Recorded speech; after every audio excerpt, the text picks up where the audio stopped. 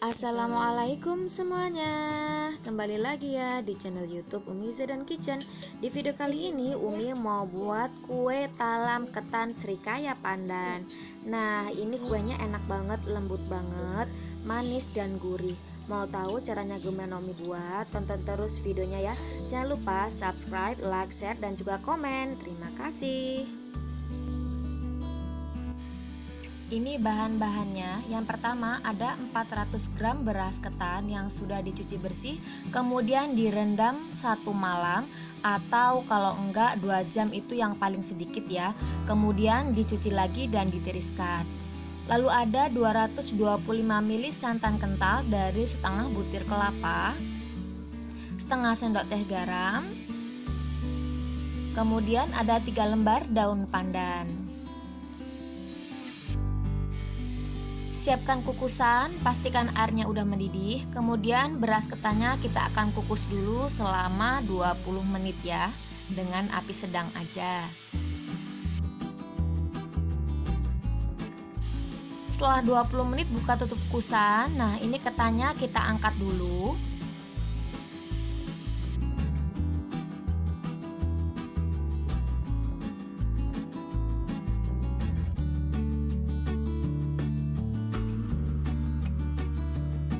Selanjutnya, tuang 225 ml santan kentalnya. Kemudian tambahkan dengan setengah sendok teh garam. Lalu 3 lembar daun pandan yang sudah dipotong-potong seperti ini. Dan ini dimasak sampai mendidih ya. Setelah mendidih seperti ini, matikan apinya. Kemudian masukkan beras ketan yang kita kukus tadi. Kemudian ini diaduk-aduk sampai santannya itu terserap semua oleh beras ketannya ya. Jadi ini pastikan kompornya sudah mati ketika memasukkan beras ketan.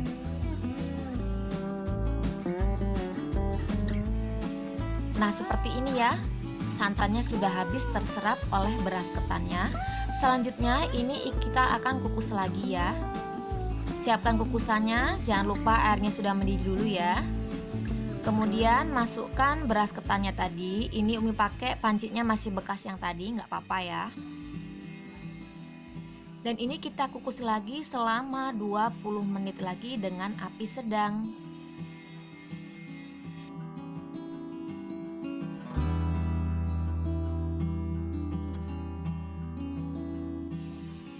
Setelah 20 menit buka tutup kukusannya dan ini ketannya sudah matang, siap kita angkat. Lalu siapkan loyang ukuran 18 x 18 dan bagian bawahnya sudah dialasi dengan daun pisang ya. Kemudian ketannya kita masukkan ke dalam sini. Oh ya, buat teman-teman yang belum subscribe dan like, silahkan subscribe dan like dulu ya, karena satu subscribe dan like itu sangat penting bagi kami. Terima kasih. Buang daun pandannya bekas untuk mengukus tadi ya. Kemudian ratakan seperti ini dan ditekan-tekan ya menggunakan alat seperti ini atau boleh juga menggunakan centong sampai beras ketannya jadi padat ya. Langkah yang selanjutnya, siapkan 10 lembar daun pandan, cuci bersih, kemudian ini akan kita gunting kecil-kecil supaya mudah untuk di blendernya. Kalau ada daun suji boleh juga ditambahkan daun sujinya ya. Kemudian masukkan potongan daun pandan ke dalam blender.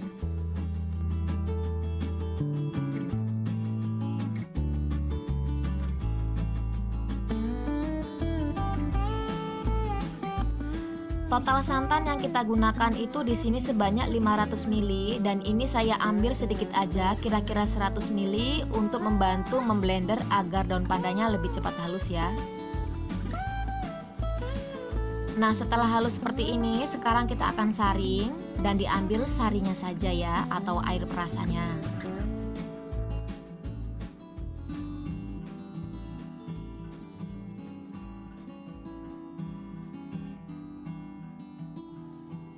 Kemudian air dari sari pandannya ini kita sisihkan dulu ya.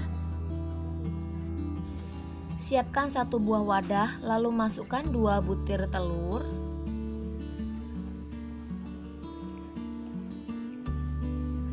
Kemudian tambahkan dengan 8 sendok makan gula pasir.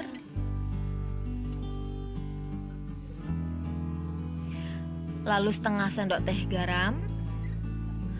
Kemudian ini kita aduk sampai gulanya itu larut ya. Dan telurnya sedikit berbusa. Nah, seperti ini ya. Selanjutnya kita tambahkan dengan 25 gram tepung sagu atau sekitar 3,5 sendok makan tepung sagu ya. Untuk nyendoknya 1 sendoknya itu nggak perlu terlalu menggunung banget ya.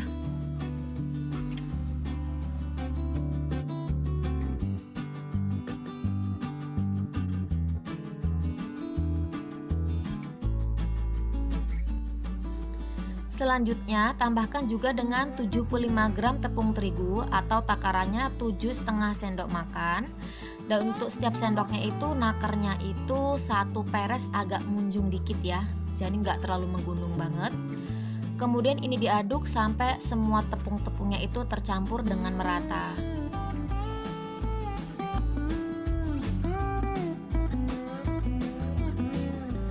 Lalu masukkan sisa santan yang kita gunakan untuk blender tadi ya.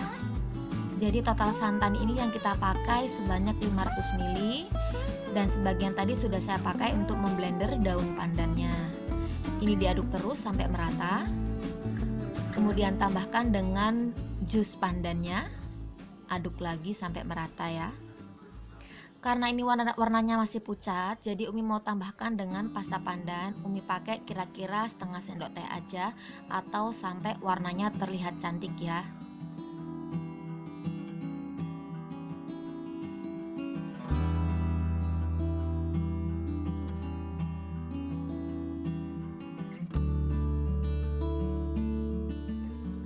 Selanjutnya yang sepertiga bagian dari adonan ini kita akan masak ya.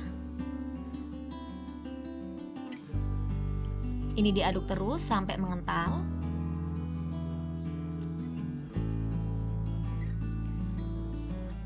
Kalau sudah seperti ini, aduk terus sampai adonannya jadi mulus ya. Jadi jangan berhenti untuk mengaduk.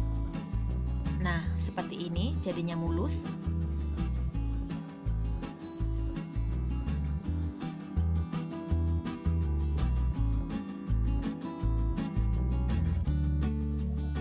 Setelah itu, tuang adonan yang kita masak ke atas beras ketan yang sudah kita ratakan tadi ya.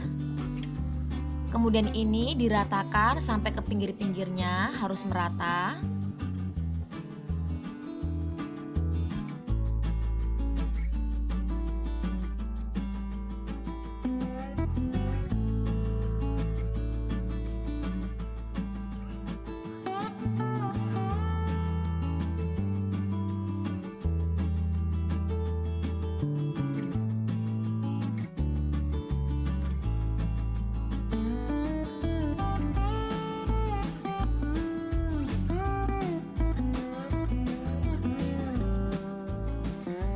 Selanjutnya sisa adonan tadi ini kita saring dulu ya. Sebelumnya kita aduk dulu. Ini untuk memastikan nggak ada lagi tepung yang bergerindil.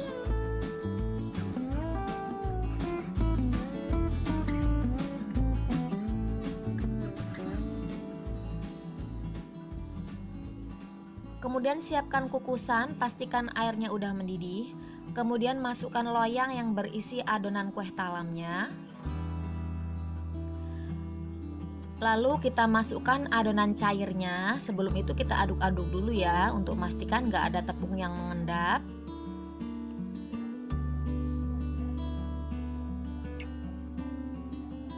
Nah, ini kita tuang semuanya. Dan ini kita kukus selama 45 menit atau sampai matang ya, dengan api sedang aja. Dan jangan lupa bagian tutup kukusan itu supaya dialasi dengan kain serbet agar uap air nggak jatuh ke adonan ya.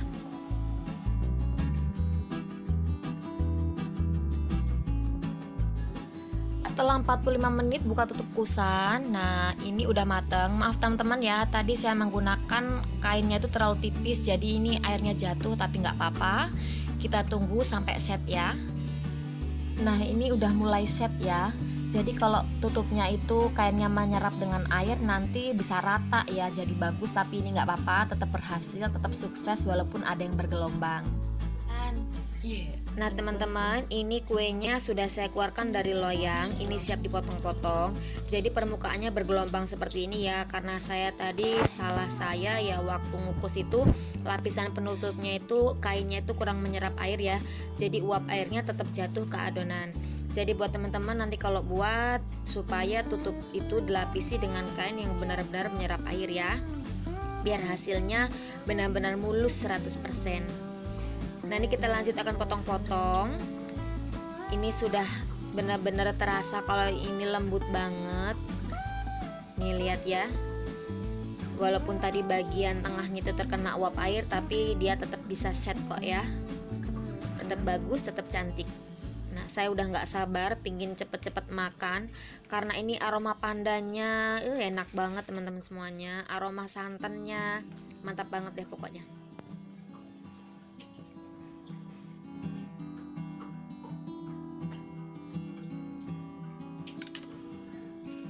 Nah sekarang saya mau cobain nih ya, cantik banget ya, ini lembut banget.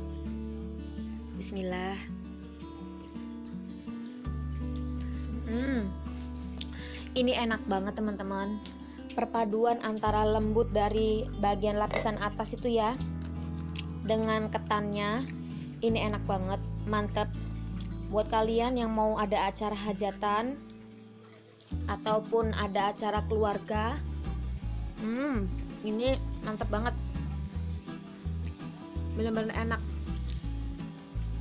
Walaupun bagian permukaannya itu bergelombang ya, tapi rasanya tetap oke banget, sama sekali nggak ada perubahan dari rasanya, mantap.